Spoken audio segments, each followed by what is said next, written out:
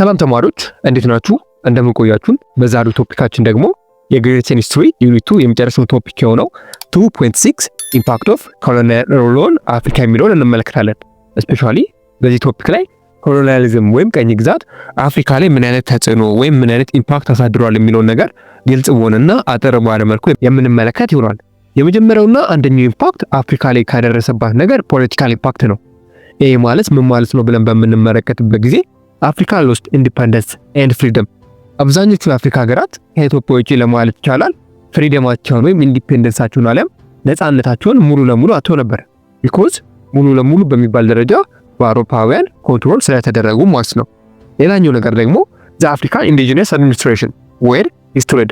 አብዛኛው በዛ ጊዜ በአፍሪካ ውስጥ ይገኙ የነበሩ የተለያዩ የሆኑ ኪንግደሞች፣ የተለያዩ የሆኑ ኢምፓየሮች ሙሉ ለሙሉ ኮላፕስ ሆኖ ነበር ወይም ሙሉ ለሙሉ ጠፍተው ነበር። ለምሳሌ ያህል እነ ማዲንከር ኢምፓየር፣ እነ ቱክሎድ ኢምፓየር ይጠቀሳሉ።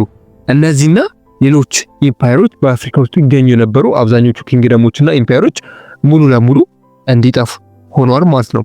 ከዚህም በተጨማሪ ኢሮፒያን ክሬትድ አርቲፊሻል ባውንደሪ ዊዛውት ዘ አፕሩቫል ኦፍ ዘ ሎካል ኮሚኒቲ። ስፔሻሊ ከምንም በላይ ትልቅ ችግር አለ ትልቅ ኢምፓክት ነው ተብሎ የሚታሰበው የነበረው በተለይም አሁን ድረስ አብዛኞቹ የአፍሪካ ሀገራትን ለጸብ የሚዳርጋቸው ወይም ለኮንፍሊክት የሚዳርጋቸው የድንበር ወይም የባውንደሪ ጉዳይ ነው። ይህ ማለት በዛ ጊዜ አውሮፓውያን አፍሪካን ኮንትሮል ባደረጉበት ጊዜ እንደ ቀልድ ይህ ድንበር ያንተ ነው፣ ይህ ድንበር ደግሞ ያንተ አይደለም ብለው ያሰመሩበት በዛ ጊዜ ያሉ ኮሚኒቲዎች ወይም በዛ ጊዜ የነበሩ ሎካል ፒፕሎች ሳይስማሙበት ደግሞ መሆኑ ስፔሻሊ ስቲል ነው አሁን ድረስ በአንዳንድ የአፍሪካ ሀገራት ስትመለከቱ የድንበር ወይም የባውንደሪ ነገር እንደ ኮንፍሊክት መዘዝ ሆኖ ያገለግላል። ይሄ ነገር የሆነው በፊት ነው፣ ነገር ግን ስቲል ነው አሁንም አንዳንድ የአፍሪካ ሀገራት በድንበር ይገባኛል ጉዳይ እርስ በርስ ኮንፍሊክት ውስጥ ይገባሉ ወይም ግጭት ውስጥ ይገባሉ ማለት ነው። ስፔሻሊ እነዚህ ዋና ዋና ነገሮች አፍሪካ ላይ ፖለቲካሊ ኢምፓክት ወይም ጫና ያደረጉባት ነገር ነበር። ሁለተኛውን ደግሞ በምንመለከትበት ጊዜ ሁለተኛው ኢምፓክት ስፔሻሊ ኢኮኖሚካል ኢምፓክት እየተባለ ይጠራል። ይሄ ምን ማለታችን ነው ብለን በምንመለከትበት ጊዜ ኮሎኒያሊዝም ኢን አፍሪካ ብሮት አባውት አንደር ዲቨሎፕመንት አፍሪካ ቴሪቶሪስ ኢን ዘ መኒ ዲፈረንት ዌይስ። ስፔሻሊ ልብ ብላችሁ ካያችሁ አሁንም ድረስ አብዛኞቹ የአፍሪካ ሀገራት አንድ ዲቨሎፕመንት የሆኑ ሀገር ናቸው ወይም አንደር አንድ ዲቨሎፕመንት ገና በማደግ ላይ ያሉ ዓለም ያላደጉ ሀገራት እየተባሉ ይጠራሉ። ስፔሻሊ በዛ ጊዜ የተፈጠረባት ኢምፓክት አሁንም ድረስ አብዛኞቹ የአፍሪካ ሀገራት ድሃ ሆነው እንዲቀሩ ሆኗል።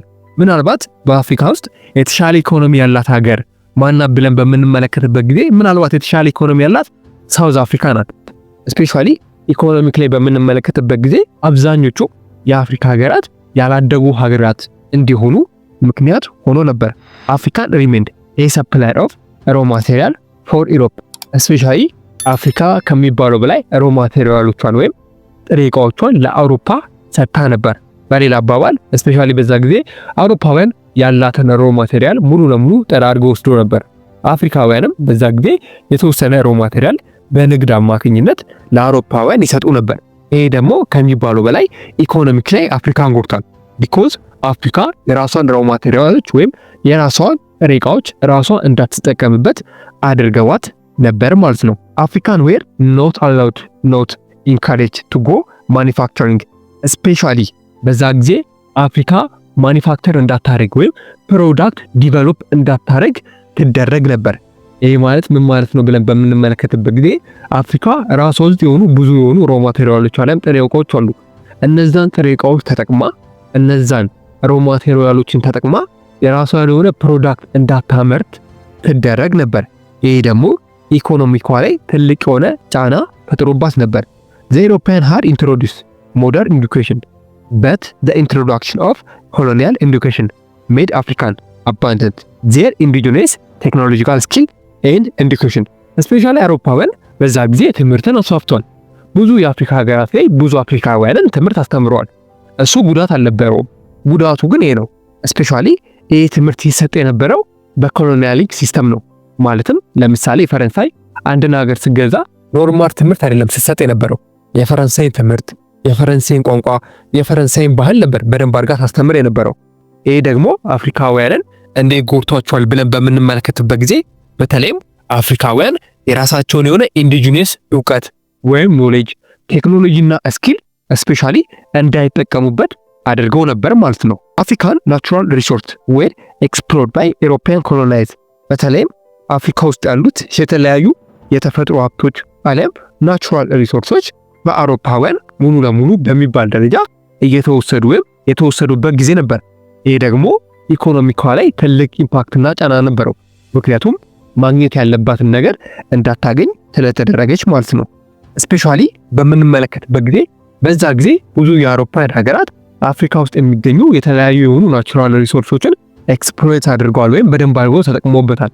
ከነዛ መካከል ስፔሻሊ በብዛት አፍሪካ ውስጥ የሚገኙ ደኖች አሊያም ዛፎች ተጨፍጭፈው ለተለያዩ የሆኑ ስራዎች ውሏል። ከነዛ መካከል በምንመለከትበት ጊዜ አውሮፓውያን በዛ ጊዜ የተለያዩ የሆኑ ሬል ሮድ ኮንስትራክት ለማድረግ አሊያም የባቡር ሀዲዶችን በደንብ አድርገው ለመስራት የአፍሪካን ሪሶርስ በደንብ አድርገው ተጠቅመውባት ነበር ማለት ነው። እነዚህ ነገሮች ደግሞ እስቲል ነው አሁንም ድረስ አፍሪካ ላይ ኢኮኖሚካሊ ኢምፓክት ወይም ጫና ያሳደሩባት ነገር ናቸው ማለት ነው። ሶስተኛው ኢምፓክት ደግሞ ሶሻል ኢምፓክት ይባላል። ይህ ምን ማለት ነው ብለን በምናይበት ጊዜ ኮሎኒያሊዝም ኦልሶ ዲስረፕትድ ዘ ዲቨሎፕመንት ኤንድ ዌይ ሊቪንግ ኦን ሎካል ኮሚኒቲስ። በተለይም አፍሪካ በቀኝ ግዛት ከመገዛቷ በፊትና ከቀኝ ግዛት በኋላ ወይም ከቀኝ ግዛት ከተገዛች በኋላ ሶሻል ላይ አሊያም ማህበራዊ ህይወት ላይ እጅግ በጣም ከፍተኛ የሆነ ተጽዕኖ ወይም ዲስረፕትድ አድርጎ ነበር። ይህ ማለት አፍሪካ ከቀኝ ግዛት ከመገዛቷ በፊት የነበራት የራሷ ካልቸር፣ የራሷ ባህል፣ የራሷ ቋንቋ፣ የራሷ ዕውቀት ነበራት። ነገር ግን ከቀኝ ግዛት ከተገዛች በኋላ ይህ ነገር ሊተራሊ ዲስረፕትድ ሆኗል ወይም ጠፍቷል ለማለት ይቻላል። ምክንያቱም ከቀኝ ግዛት ከተገዛች በኋላ የተለያዩ የአውሮፓ ሀገራት የራሳቸውን ቋንቋ፣ የራሳቸውን ካልቸር፣ የራሳቸውን የአኗኗር ሁኔታ፣ የራሳቸውን ባህል የያዟቸው የአፍሪካ ሀገራት ላይ ይጠቀሙበት ነበር። ይህ ደግሞ አፍሪካውያን ያላቸውን ካልቸር፣ ያላቸውን ቋንቋና ያላቸውን የሶሻል ወይም ማህበራዊ ላይፍ ሙሉ ለሙሉ አጥፍተውት የአውሮፓውያንን ባህል፣ ካልቸር፣ ቋንቋ እንዲከተሉ አድርጓቸው ነበር። ይህ ደግሞ ማህበራዊ እድገታቸው ላይ ትልቅ የሆነ ተጽዕኖ አድርጎባቸው ነበር ማለት ነው። During the colonialism process, community had to move and relocated create white settlement area a large scale farming። በተለይም በዛ ጊዜ የተለያዩ ሎካል አፍሪካውያን ከነበራቸው ቀዬ፣ ከነበራቸው ቦታ፣ ከነበራቸው ሀብት ተሰደው ወደ ሌላ ቦታ ሄደው ነበር።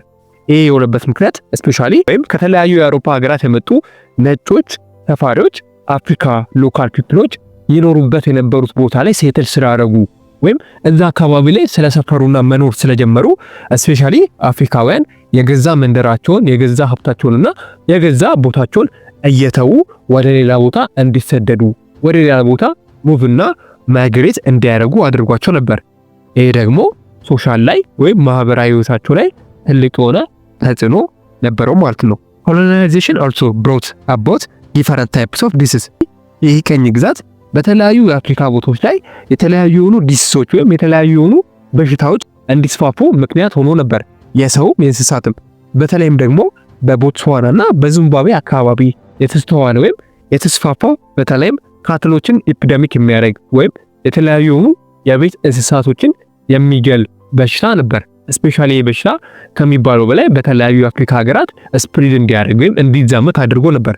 በአጠቃላይ ግን ኢንጀነራሊ በምንመለከትበት ጊዜ ኮሎኒያሊዝም ሼፕድ ቦዝ ኢኮኖሚክ ፖለቲካል ስትራክቸር ኦፍ አፍሪካ ኮሎኒ ሰርቭ ኢንተረስት ኢሮፒያን ፓወር።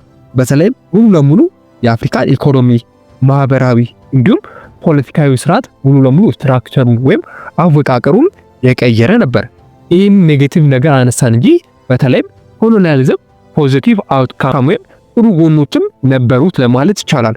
ከነዛ መካከል በተለይም ትራይባል ዋርፌር ኢንድ በተለይም አፍሪካ ቀኝ ግዛት ከመገዛቱ በፊት በተለያዩ የአፍሪካ ሀገራት የተለያዩ የሆኑ እርስ በርስ ግጭቶች ወይም ሎካል ኮንፍሊክቶች ይታዩ ነበር። ነገር ግን አውሮፓውያን አፍሪካን ኮንትሮል ማድረግ ከጀመሩ በኋላ ይሄ ነገር ጠፍቷል። ይሄ ማለት በተለይም አውሮፓውያን አፍሪካን ኮንትሮል ማድረግ ሲጀምሩ የተለያዩ የአፍሪካ ሀገራት እርስ በርስ ውስጣዊ ችግር ነበረባቸው። ነገር ግን አውሮፓውያን ኮንትሮል ካደረጋቸው በኋላ ይሄ ነገር ወይም የውስጥ ግጭታቸው ጠፍቶ ነበር። ድጋሚ አውሮፓውያን ከወጡ በኋላ ቢቀጥልም ማለት ነው። ሌላኛው ነገር ደግሞ ኢንትሮዳክሽን ኦፍ ዲፈረንት ሞደርን አይዲያ ኮንስትራክሽን ሬልዌይ ኤዱኬሽን ኤንድ ሮድ ትራንስፖርት ፍሮም ማቴሪያል ኦፍ ፎርስስ። ስፔሻሊ አውሮፓውያን በነበሩበት ጊዜ አፍሪካ ላይ የተለያዩ ትምህርቶችን አስፋፍተዋል። አፍሪካውያንን አስተምረዋል። ሌላው ነገር ደግሞ አፍሪካውያን ከትራንስፖርት ዌይ ጋር ወይም ከአዳዲስ የሆኑ ሮድ ሬልዌይ ማለትም ከባቡር ስራዎች የባቡር ትራንስፖርቶች እንዲጀመሩ ምክንያት ሆኖ ነበር። በዛ ጊዜ አፍሪካውያን የማያውቁትን የባቡር ስራ፣ ረጃጅም መንገዶች አውሮፓውያን በዛ ጊዜ ይሰሩ ነበር። የተለያዩ የሆኑ ኮንስትራክሽኖችንም እንደዛው ማለት ነው። ስፔሻሊ እነዚህ ነገሮች አፍሪካ በቀኝ ግዛት ስትገዛ ያገኘቻቸው ጥቅሞች ናቸው ተብሎ ይነገራሉ ወይም ይጠቀሳሉ ማለት ነው። ኢትዮ ኮንሰፕት ሴንተር የእናንተው ምርጥ ቻናል